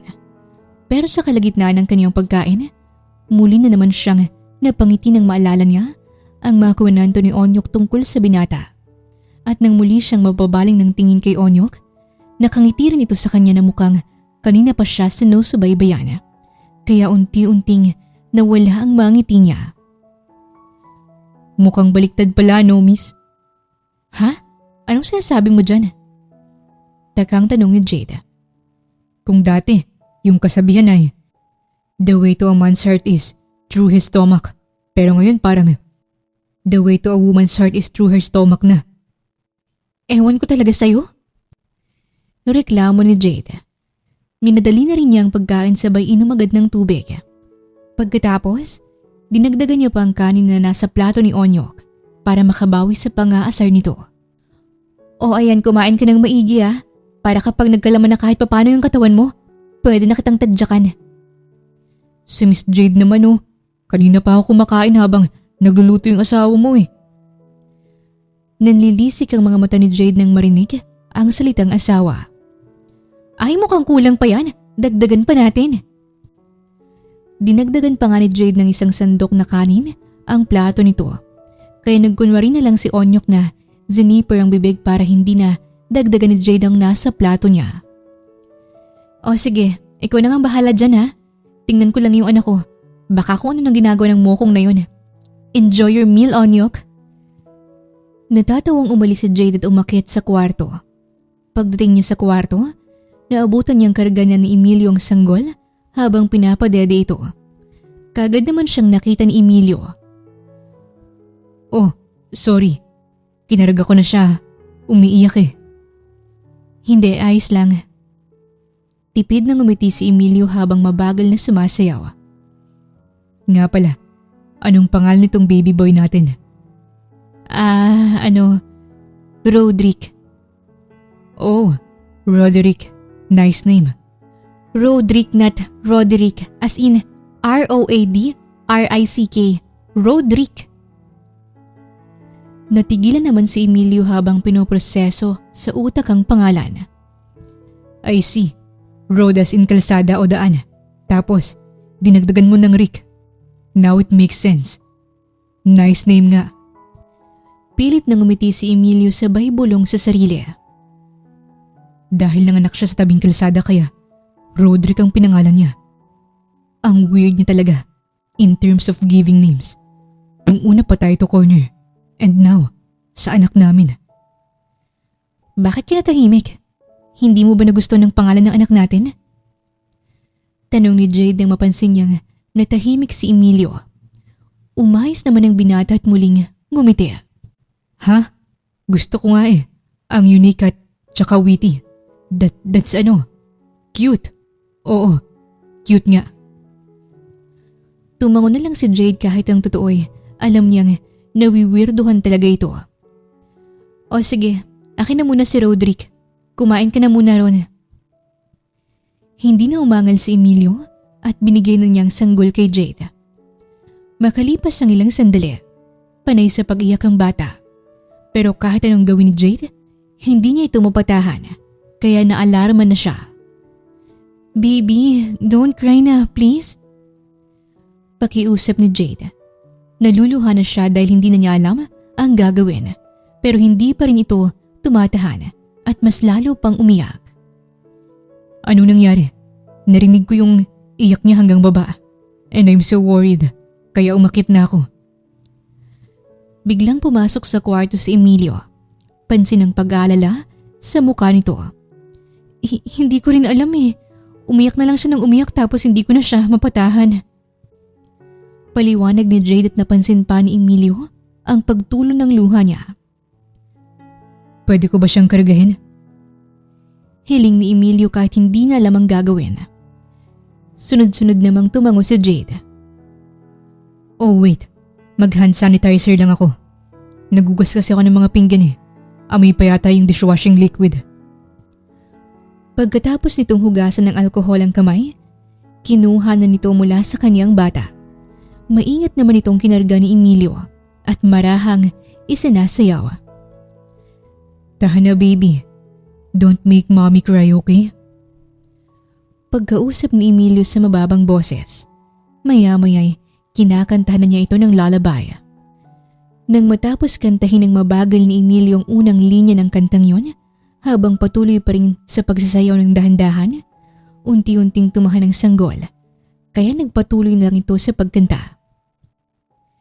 Nagpatuloy pa si Emilio sa pagkanta, hanggang sa tuluyan na ngang tumigil ang bata sa pag-iyak. Kaya ganoon na lamang ang tuwa na tumingin si Emilio kay Jade. Napangiti na lang din si Jade habang pinupunasan ang sariling luha. Ilang sandali pa, nakatulog na rin si Roderick kaya maingat itong inilapag ni Emilio sa crib. There, he's finally asleep. Anyway, I'll be heading home na rin ha. Kapag may kailangan ka, or if anything happens, just please call me. Hindi nakasagot si Jade kaya tumango na lang si Emilio at nagsimulang maglakad. Sandali. Nakakaisang hakbang pa lang ito nang magsalita si Jade kaya muli itong napabaling sa kanya. Why? May gusto ka bang sabihin? Masyado na rin kasing gabi. Kaya kung okay lang sa'yo, dito ka na lang matulog.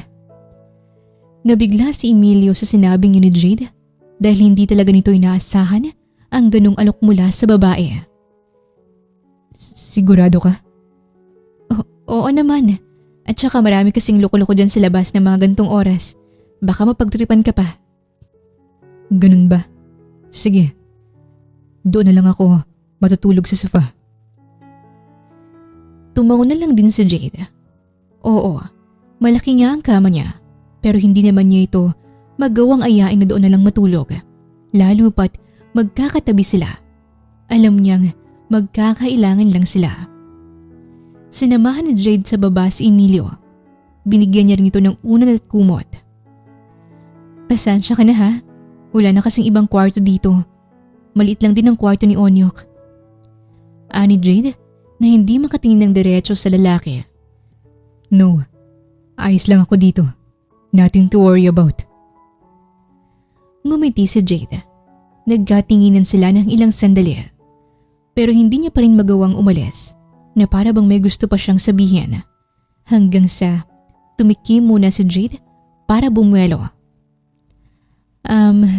Maraming salamat pala sa paghatid mo sa amin. Tsaka sa pagluto para sa dinner.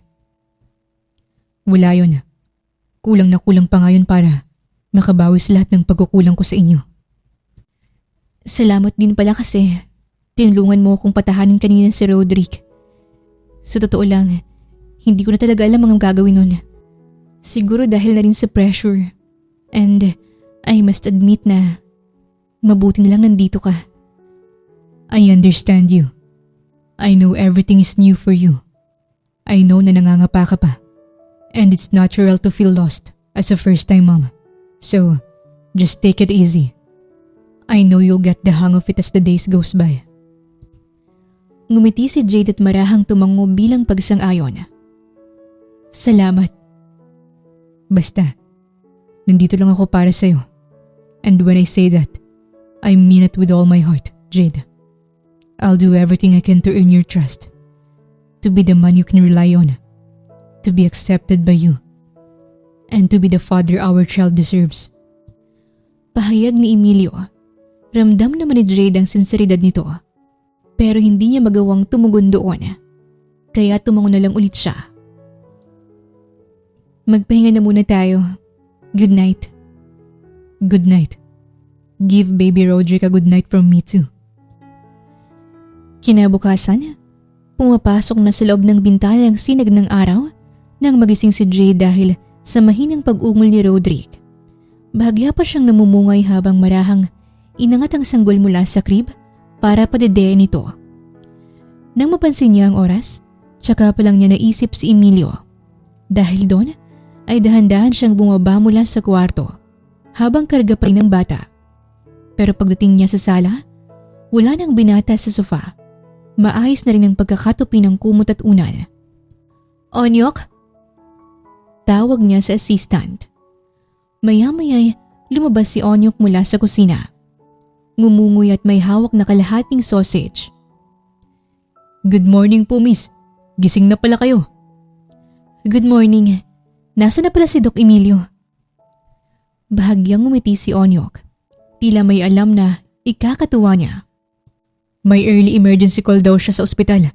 Madaling araw pa lang, umalis na ito. Ganun ba? Ba't hindi mo lang siya nagpaalam? Mahimbing pa po kasi ang tulog niyo. Ayaw niya raw kayong gisingin. Alam niyang pagod raw po kayo, lalo na't kakapanganak niyo pa lang. Napatingin si Jade sa kusina nang mapansin na may nakahain na sa mesa. Wow, sipag mong magluto ah. Si Doc po ang nagluto niyan bago siya umalis. Nanlaki ang mga mata ni Jade. Talaga? Opo, miss. Initin ko na lang daw kapag gising ka na. May lugaw kayo dyan at may ginger toast bread. Tsaka bilin pa ni Doc na kumain ka raw ng prutas. Kailangan niyo raw kumain yan para lumakas kayo lalo. May vitamins pa siyang binili. Lagi niyo raw pong i-take. Tahimik na nakatingin lang si Jade sa mga pagkain sa mesa. Hindi niya maiwasang mapahanga sa klase ng pag-aalaga na pinapakita nito sa kanila. Mukhang seryoso talaga si Doc sa panunuyo sa inyo, miss. Hoy Onyok, pinagsasabi mo dyan. Pwede bang kunin mo na lang dun sa taas yung crib para dito ko ilagay sa sala si Roderick? Nang makakit na si Onyok sa taas, muling napatingin si Jade sa mga pagkain at hindi niya mapigilang mapangiti. Pero may bahid ng panghihinayang. Kung hindi umabot sa 9 na buwan bago tayo muling nagkita, siguro buo tayo ngayon at hindi gantong nangyari. Bulong niya sa kawalan. Sa kabila nun, naging parte na ng araw-araw ni Jade ang presensya ni Emilio. Kahit minsan ay hindi palaging pisikal. May mga araw na maaga itong dumarating na may dalang groceries. May mga gabing tatawag ito para lang mga musta. May mga pagkakataong tinutulungan siya nitong alagaan ang bata ng buong araw. Dahil doon, unti-unting naglaho ang kinikimkim na galit ni Jade. Nakikita niya ang efforts nito, ang sakripisyo nito, at kung paano maglaan ng oras si Emilio kahit puyat, kahit pagod galing ospital. May isang hapon pa na nadatnan niyang tulog si Emilio sa kama habang yakap si Roderick.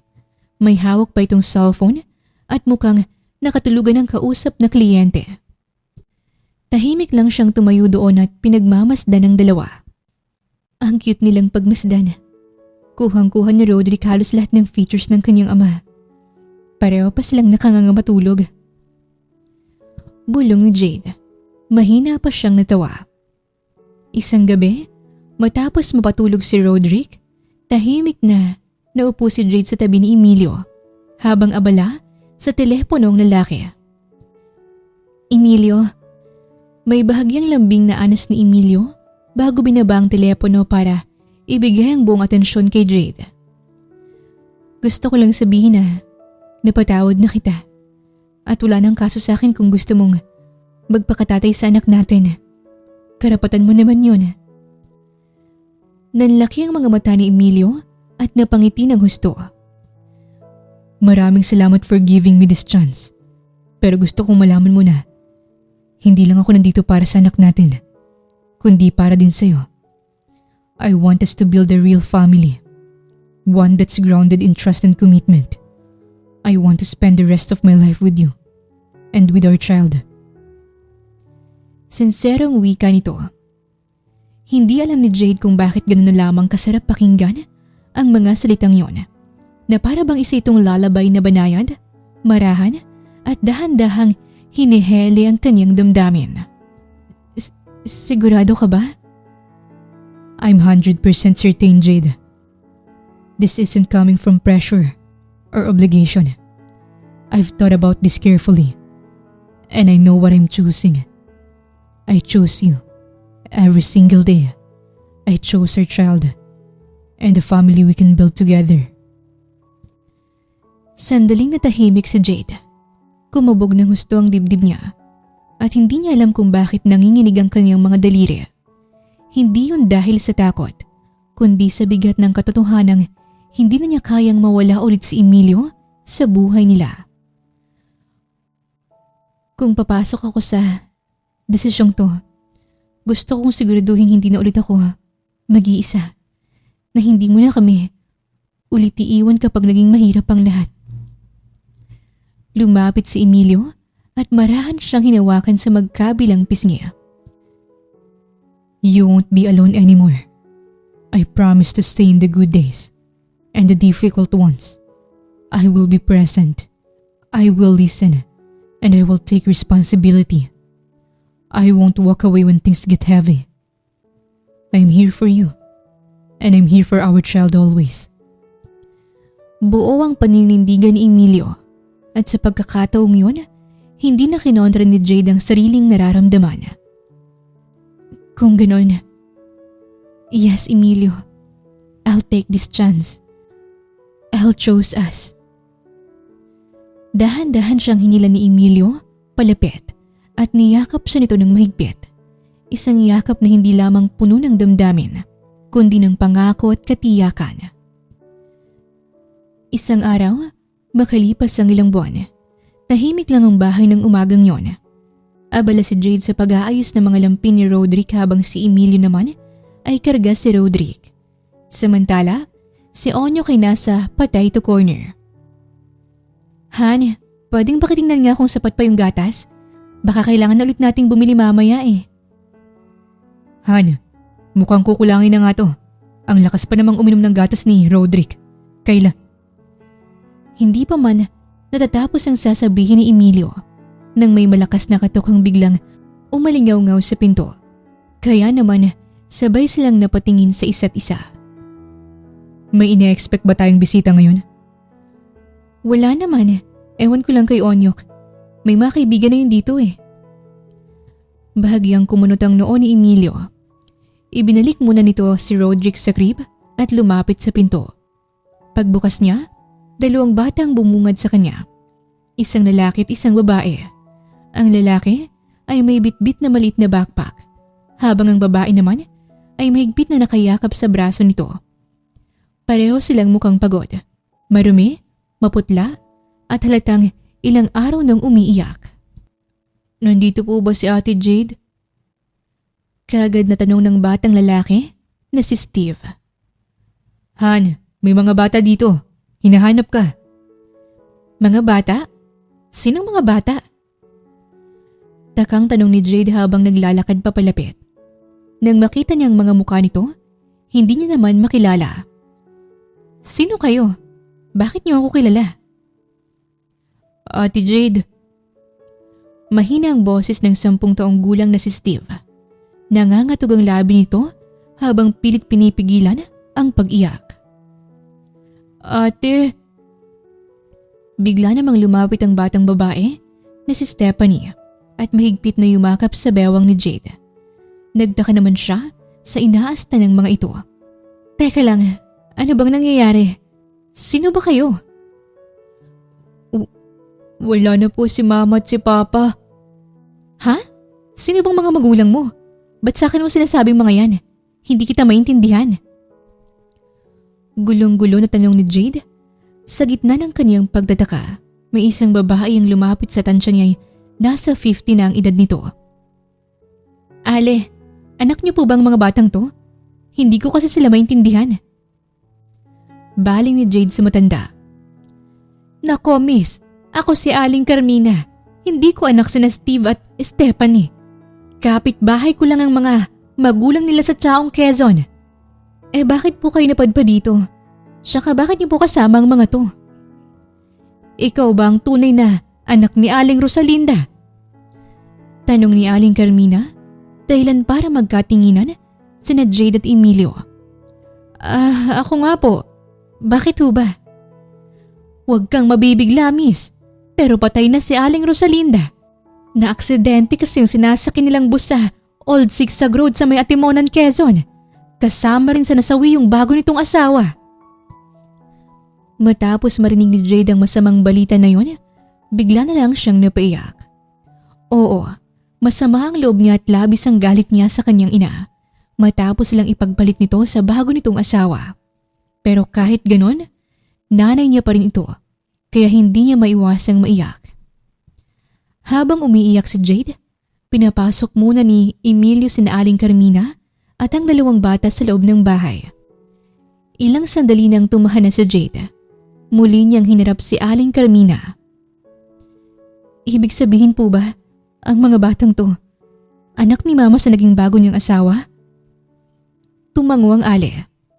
Bakit niyo dito po sila sa akin dinala? Pasensya na miss, wala kasi silang mga kamag-anak doon at wala na rin silang mapuntahan. Mahirap lang din ako, kaya hindi ko sila kayang kupkupin. Sakto, nakita namin ang sa cellphone ng nanay niyo yung address mo dito. Kaya sinamahan kong pumunta dito ang mga bata. Naaawa ako sa kalagayan nila eh. Ate, baka pwede pong dito na lang kami. Wala na po kaming mapuntahan. Pagmamakaawa ni Steve. Hindi pwede. Lumapit sa kanya si Steve at bigla siyang niyakap. Sige na po ate, please. Kahit si Stephanie na lang pong kupkupin niyo. Hindi ko po kayang makita na nahihirapan ang gantong kapatid ko. Hindi nga pwede. Bahagyang naitulak ni Jade si Steve nang pilit niya itong inalis sa pagkakayapos mula sa kanyang bewang. Han, wala akong pananagutan sa inyo. Alam niyo ba na kayong dahilan kung bakit lumaki akong walang nanay? Alam niyo ba yun ha? Sigaw ni Jade dahilan para mas lalong napaiyak ng husto ang 2 bata. Nang dahil sa inyo, hindi ko naranasang lumaki ng may nanay na nagmamahal, na nag-aalaga sa akin, na yumayakap sa akin kapag may problema ako. Alam niyo ba yun? Di ba hindi? Hindi niyo naranasan yun kasi inangkin niyo ang nanay na dapat sa akin. Tapos ngayon, pupunta kayo dito? Kasi ano? Kasi patay na ang magaling nating nanay. Patuloy ni Jade, nasundan niyo ng kanilang mga iyakan. Lumapit naman si Emilio para yakapin siya. Han, please calm down. Pilit kumakala si Jade sa yakap ni Emilio. Pero ginawa ng binatang lahat para hindi siya makawala. Dahil doon, ay parang nawala ng lakas at ng hina si Jade. At ang tanging nagawa na lang niya ay ang umiyak ng umiyak. I'm sorry, Hana. I'm so sorry. I hate that you have to go through this. I wish I could bear it for you, just to make it easier. Nang maramdaman ni Emilio na hindi na pumapalag si Jade, niluwagan na niya ang pagkakayakap dito at hinayaan niya na lang itong umiyak sa kanyang bisig. Hindi ko ini-invalidate ang feelings mo, ang pain mo, ang pinagdadaanan mo. Pero Hana, hindi kasalanan ng mga batang nangyari. Biktima lang din sila. Yes, sabihin na natin sila ang bunga ng kasalanan ng nanay mo. Pero hindi nila piniling ipanganak sa ganung paraan. Mahinahong paliwanag sa kanya ni Emilio habang nananatiling nakayakap at marahang hinahagod ang likod niya. Isipin mo, Hana, kung ikaw ang nasa kalagayan nila, na ulila na, walang mapuntahan at sobrang mga bata pa. Hindi mo ba gugustuhin may magbukas ng pinto para sa'yo? Tumingin si Jade sa dalawang bata matapos yung sabihin ni Emilio. Si Steve ay patuloy na umiiyak, nakayuko at nanginginig ang mga kamay, habang si Stephanie ay pansin ang takot sa mga mata nito. Nang kumala si Jade sa pagkakayakap, hinawakan ito ni Emilio sa magkabilang pisngi at marahan yung hinaplos-haplos. I know you're a good person, Hana. Please don't let the pain consume the kindness in you.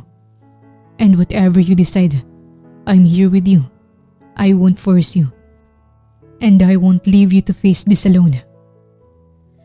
Tumango si Jade. Ngayon ay mas naging malinaw na ang kanyang isipan. Thanks, Hana. Tugon ni Jade at dali-dali siyang lumapit sa dalawang bata.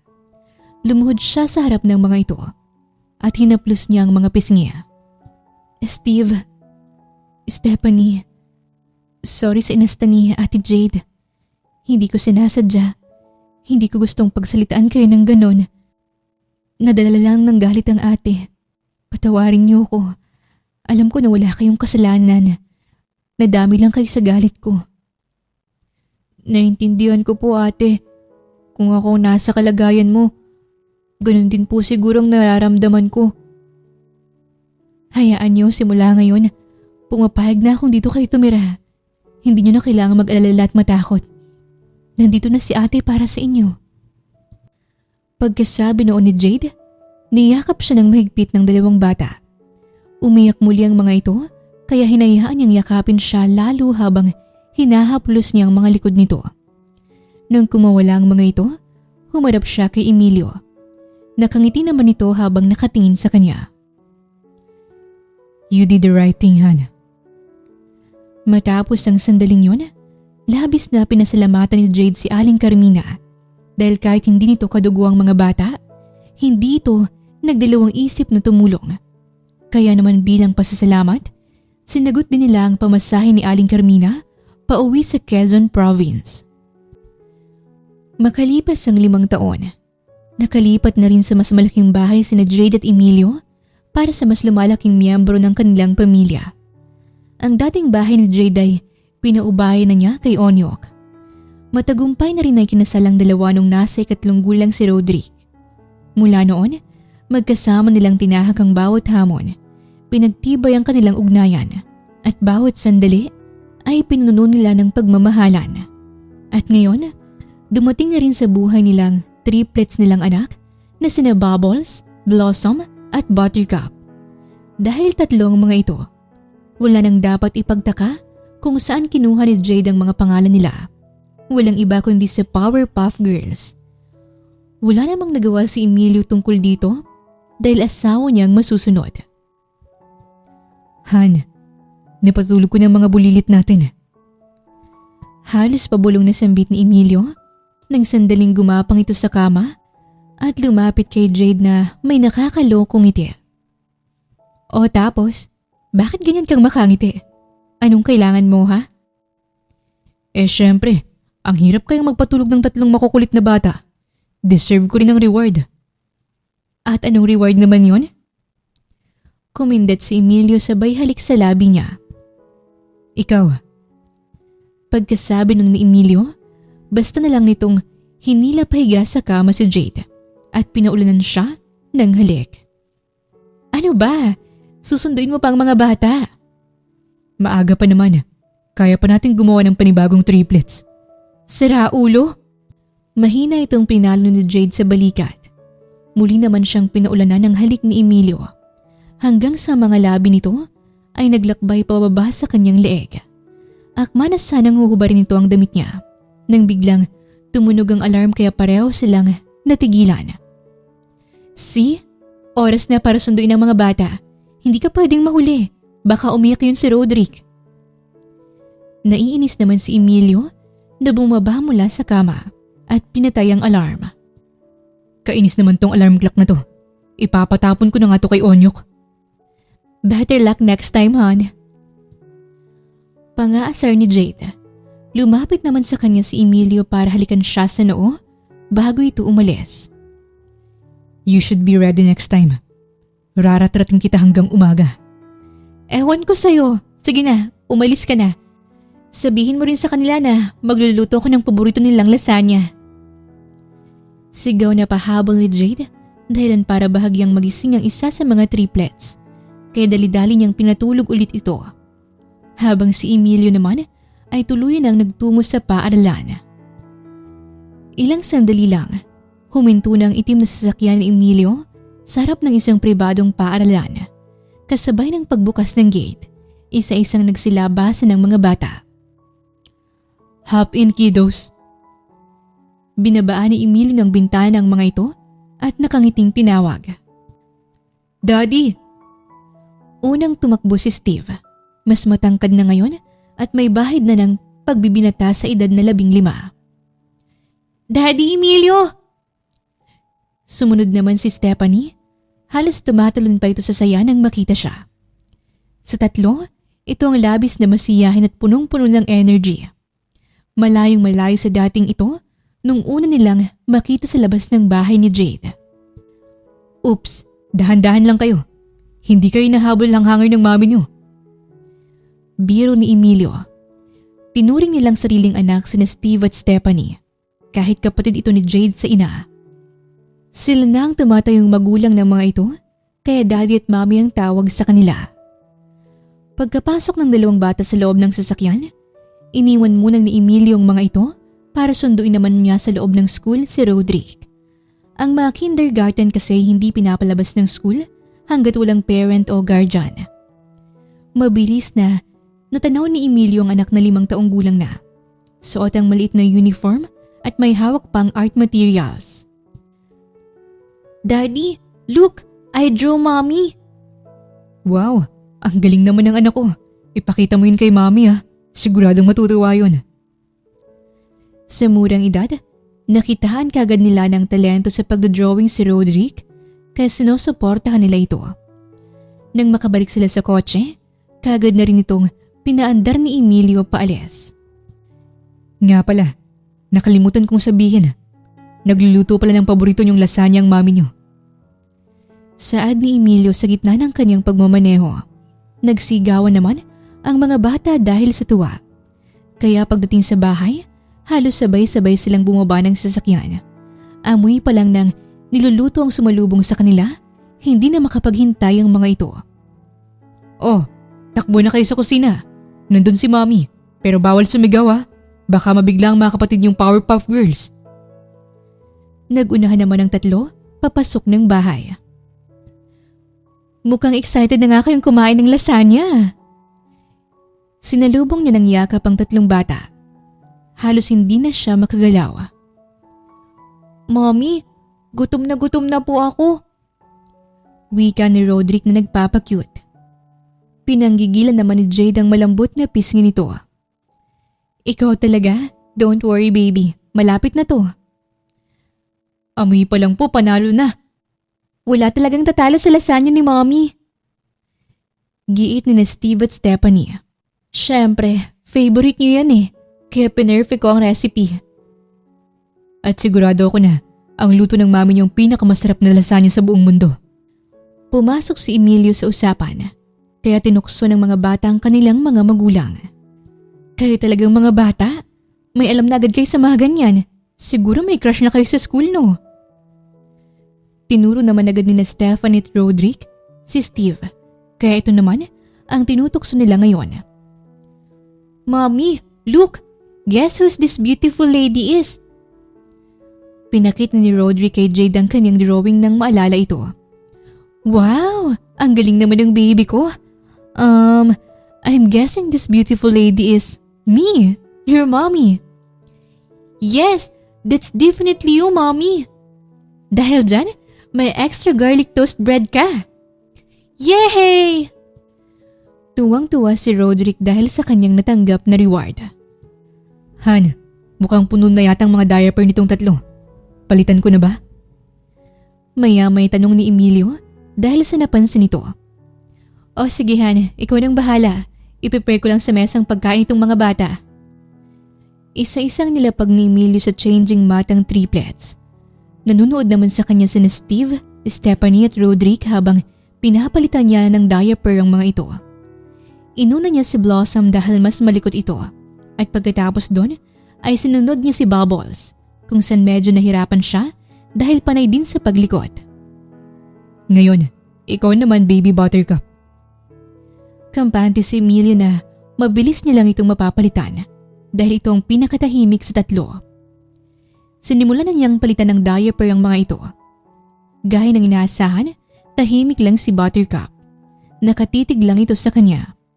Panay pa sa pagtawa si Buttercup dahil nilalaro-laro ito ni Emilio.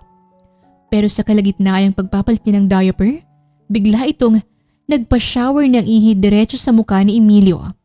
Napasigaw na lang si Emilio at humihingi ng saklolo kay Jade habang sinasangga ng mga kamay nito ang ihi ni Buttercup.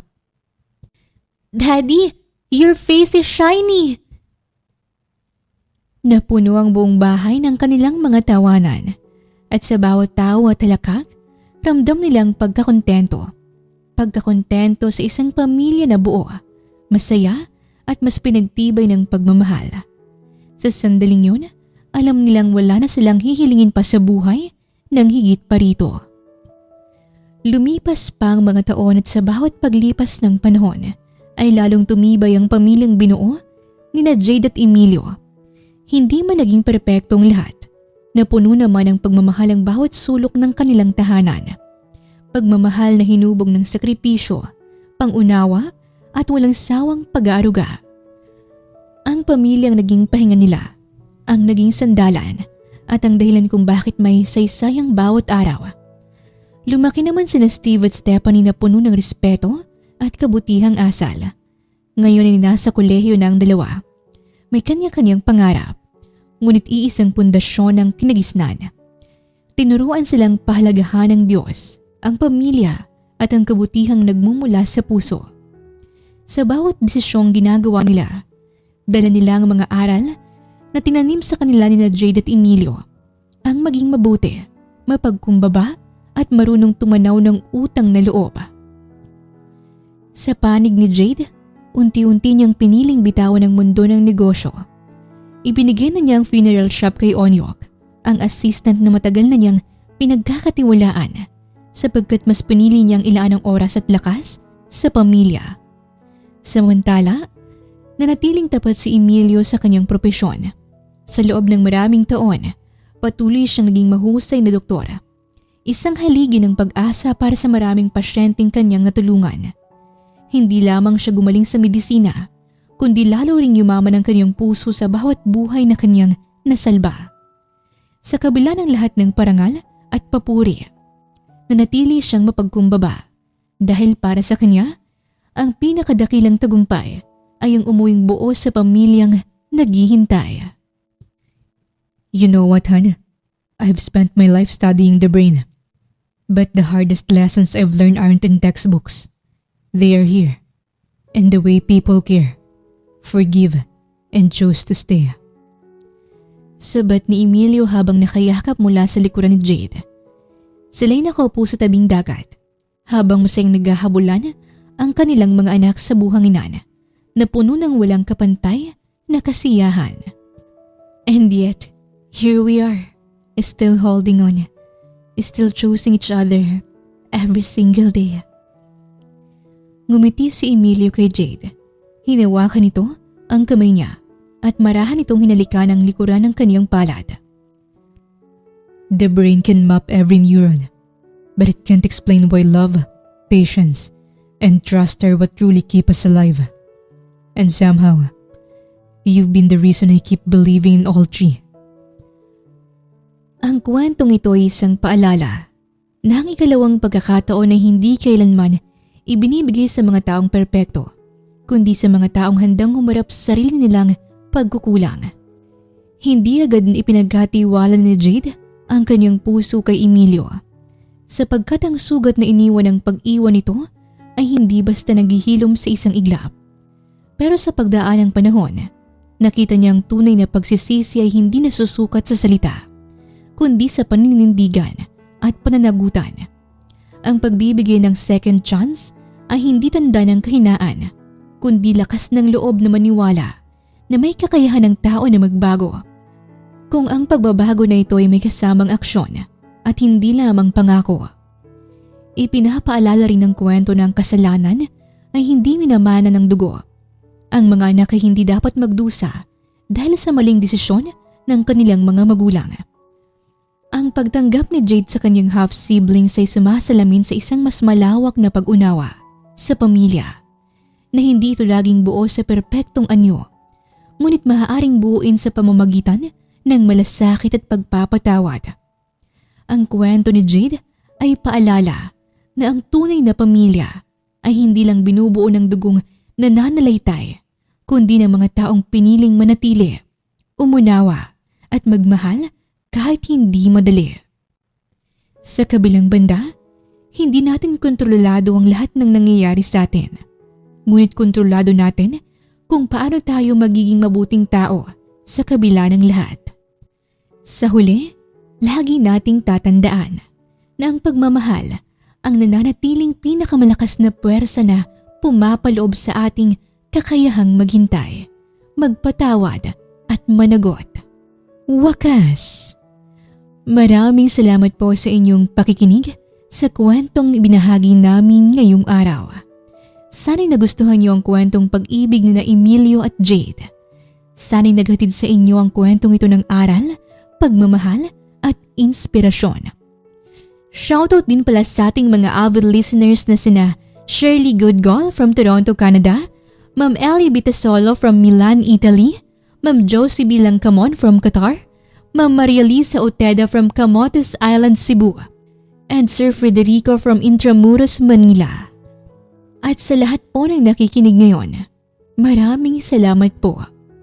Muli, ito po ang Tales of Siren at hanggang sa ating muling kwento. Maraming salamat po.